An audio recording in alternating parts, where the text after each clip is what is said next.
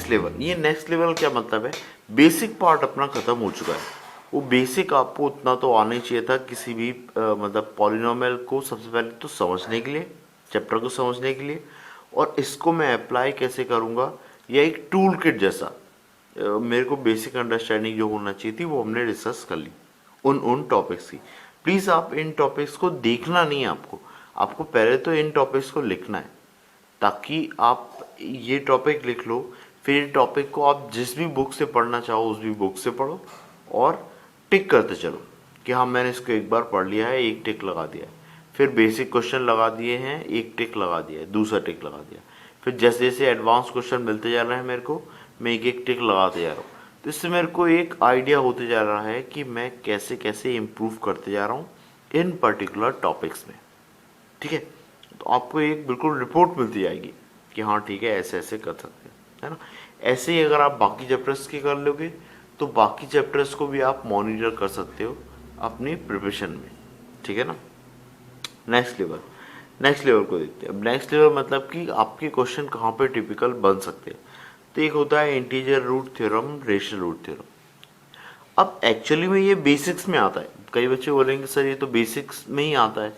ये बेसिक्स में तो आता है बेटा, लेकिन इसके जो क्वेश्चन फ्रेम होते हैं ना वो बेसिक नहीं होते, अच्छे होते, मतलब कंसेप्चुअल वो हो सकते हैं और थोड़े से टिपिकल भी हो सकते हैं, है ना। मतलब करने के ऊपर है, अगर आपको अच्छा नॉलेज है फिर आप इसे क्वेश्चन करने के जाओगे तो बन जाएंगे, लेकिन आपकी बेसिक अंडरस्टैंडिंग ही है फिर आप इसे क्वेश्चन करने जाओगे तो डेफिनेटली दिक्कत तो आएगी।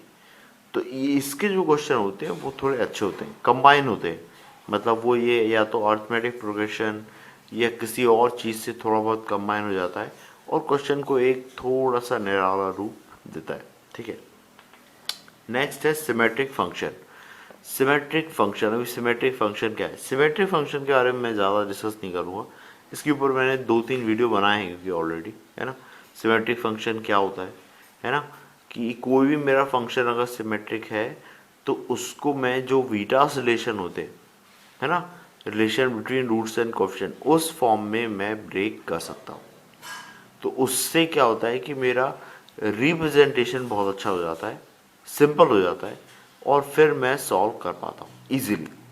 तो वो वैसे फंक्शन सिमेट्रिक फंक्शन होते हैं। ठीक है, और आप अच्छे अंडरस्टैंडिंग के लिए एक बार वीडियो देख लेना तो और अच्छे से क्लियर हो जाएगा। ठीक है।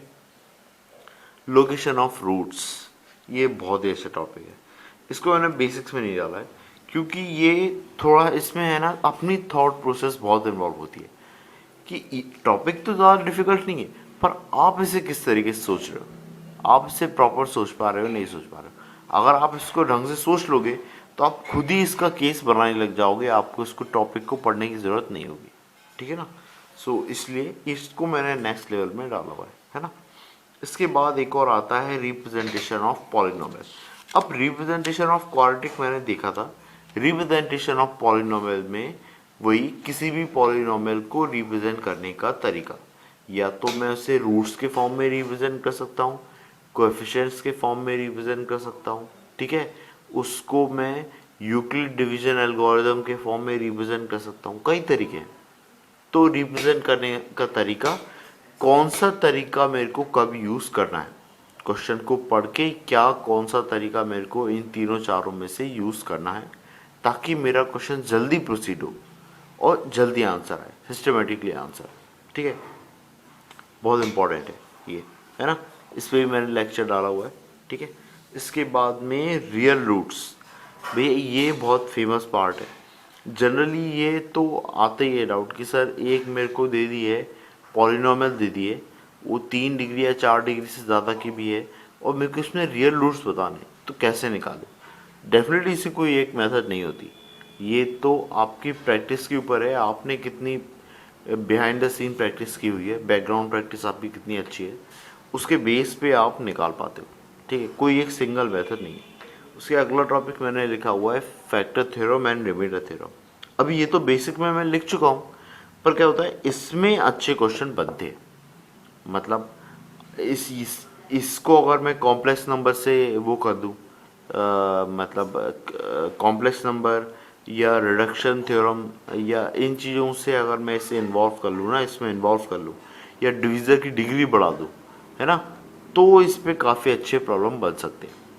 इसमें फिर जीपी का सम भी लग रहा होगा, कई चीज़ें अनलॉक हो रही होंगी, है ना, nth रूट ऑफ यूनिटी वो भी इन्वॉल्व हो रहा होगा। तो ठीक है, कई चीज़ें आपको इसमें ज़रूरत पड़ेगी। तो ये वाला एक एडवांस लेवल के लिए आता है डेफिनेटली, उसका पार्ट है ये, है ना, मैं मानता हूँ, है ना। उसके बाद में ये है कंसेप्ट ऑफ इररिड्यूसिबिलिटी, ये पाथ फाइंडर में है और ये बच्चों में काफ़ी वो है, ये मतलब डाउटफुल होता है कि सर ये टॉपिक, पहले बात तो इस टॉपिक की ज़रूरत क्या है भाई, ज़रूरत है तो पढ़ें, नहीं है ज़रूरत तो काहे को पढ़ें, है ना। तो इररिड्यूसिबिलिटी क्या ज़रूरत है, इररिड्यूसिबिलिटी आपको हेल्प करता है रियल रूट्स पता करने में, इसके रियल रूट्स हैं या नहीं है। भाई अगर मेरी कोई पॉलिनोमियल रिड्यूस हो ही नहीं रहे है तो इसके रूट्स नहीं होंगे रियल, है ना, रियल या फिर रेशनल या इंटीजर नहीं होंगे इस तरीके से, है ना। तो ये वाला टॉपिक उस टाइम पे मेरे को हेल्प करता है, तो इसलिए इसके बारे में नॉलेज होना चाहिए, ठीक है ना। इसमें भी कोई पर्टिकुलर मेथड्स नहीं होती, जनरल नहीं होती है, इसमें भी हमको थोड़ा बहुत खुद से दिमाग लगाना पड़ता है ना, कुछ हद तक होती है, लेकिन फिर एक पॉइंट के बाद में हमको हमारा दिमाग लगाना ही पड़ता है, ठीक है। ये है पॉलिनोमियल के बारे में मेरे टॉपिक्स जो आपको आना चाहिए अगर आप प्री आरएमओ आरएमओ की प्रिपरेशन कर रहे हो, इवन आईएनएमओ की भी कर रहे हो आप, है ना। डेफिनेटली आप अगर आरएमओ भी आप क्वालिफाई हो तो आईएनएमओ की भी करिए होगे, तो ये तो आपको आना ही चाहिए, है ना। और अगर आप आरएमओ क्वालिफाइड हो तो डेफिनेटली आपको आते ही होंगे, है ना। और इसके बाद में फिर हम लोग प्रैक्टिस करते हैं कि मतलब इन टॉपिक्स में मैं कोई भी 2 टॉपिक या 3 टॉपिक एक साथ कंबाइन कर दूं तो मेरा क्वेश्चन एक अच्छा क्वेश्चन बन सकता है, ठीक है। सो उन चीज़ों पे फिर अपन धीरे धीरे प्रैक्टिस करेंगे भाई ये टॉपिक आने के बाद, ठीक है ना। इतना आपको डेफिनेटली आना चाहिए, ठीक है। अब इसके लिए बुक्स कौन सी यूज़ करना है, तो बुक्स के बारे में भी डिस्कस कर ही लेता हूँ मैं भाई। सबसे पहले तो जो बेसिक्स के लिए आपको आना चाहिए, बेसिक्स के लिए जो बुक्स होती हैं वो मेरा रिकमेंडेशन होता है 9th-10th की आर डी शर्मा, है ना। कोई बड़ी बड़ी बातें नहीं करूँगा मैं, बहुत सिंपल से जाता हूँ। 9th-10th की आर डी शर्मा आपको बेसिक अंडरस्टैंडिंग के लिए अच्छी है, इवन आप 11th की आर डी शर्मा भी यूज़ कर सकते हो, है ना, पढ़ने के लिए, ठीक है। और आपको अच्छे क्वेश्चन लगाने हैं, आपको अच्छे क्वेश्चन लगाने हैं तो आप सिंगेज यूज़ कर सकते हो, एक अच्छा ऑप्शन है सिंगेज।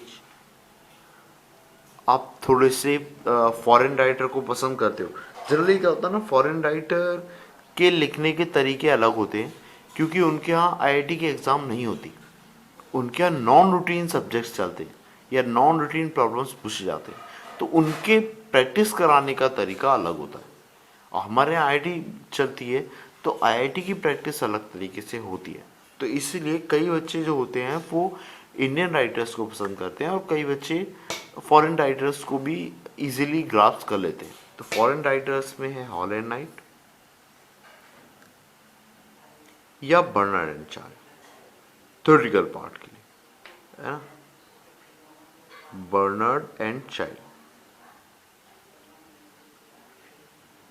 इनमें आप यूज कर सकते हो। इनकी थ्योरी डेफिनेटली ध्यान रखना, ऐसा नहीं बोलूंगा कि थ्योरी टफ होती है इनकी, पर टिपिकल होती है, वो नॉन रूटीन सब्जेक्ट के हिसाब से होती है। इनमें जो हमको दी जाती है सिंगेज है, एस के गोयल है ना, जो अरिहंत की आती है वो वाली, है ना। फिर आपकी एक आती है जीआरबी, तो ये बुक्स हैं, ये क्या है हमारी आईआईटी की प्रिपरेशन के हिसाब से बनती है। इनका सिलेबस आईआईटी की फाउंडेशन और एक्सपर्टीज को लेके होता है ना। सो ये जनरली हमको सूट कर जाती हैं चीज़ें, ठीक है। लेकिन जब आप प्रिपरेशन कर रहे हो प्री आरएमओ आरएमओ की तो डेफिनेटली इसकी थ्योरी थोड़ी हेल्पफुल होती है, तो ये अच्छी बुक्स है ना। क्वेश्चन के लिए मैं जनरली प्रेफर करता हूँ कि आपको पाथ फाइंडर के प्रॉब्लम्स लगाना चाहिए। पाथ फाइंडर जो मतलब वो है क्वेश्चन के हिसाब से, मतलब आपको ये आपने अगर इससे थ्योरी और कुछ बेसिक प्रॉब्लम्स लगा रखे हैं तो पाथ फाइंडर के प्रॉब्लम्स अगर आप लगाओगे तो आपको बहुत अच्छा फील होगा, बहुत कॉन्फिडेंट फील होगा, कि हाँ ठीक है, मैंने बहुत अच्छे प्रॉब्लम लगाए हैं, एक लेवल के प्रॉब्लम लगाए हैं और अब मैं हैंडल कर सकता हूँ, इस चैप्टर को हैंडल कर सकता हूँ। अगर टिपिकल प्रॉब्लम भी आता है तो मैं एक 50% के अबो तो तक तो जा सकता हूँ उसके सॉल्यूशन पे, ठीक है ना। तो इसीलिए तो ये बुक बहुत अच्छी है, पाथफाइंडर, ठीक है। इतनी सारी बुक नहीं खरीदना है, पर आप धीरे धीरे आप मतलब ये है कि आप पढ़ना चालू कर सकते हो इन बुक्स को। बेसिक के लिए ये सब फिर कुछ एडवांस थ्योरी के लिए ये दोनों, प्रॉब्लम्स के लिए पाथफाइंडर, प्रॉब्लम्स के लिए तो मैं यही रिकमेंड करूँगा, ठीक है। तो नेक्स्ट टाइम के लिए जय हिंद। अभी इसके बाद में हम लोग हो सकता है शायद क्यूबिक क्वेश्चन के बारे में डिस्कस करूं या फिर ज्योमेट्री के बारे में, सेम सिलेबस पैटर्न है ना, और या फिर देखते हैं, है ना, ठीक है।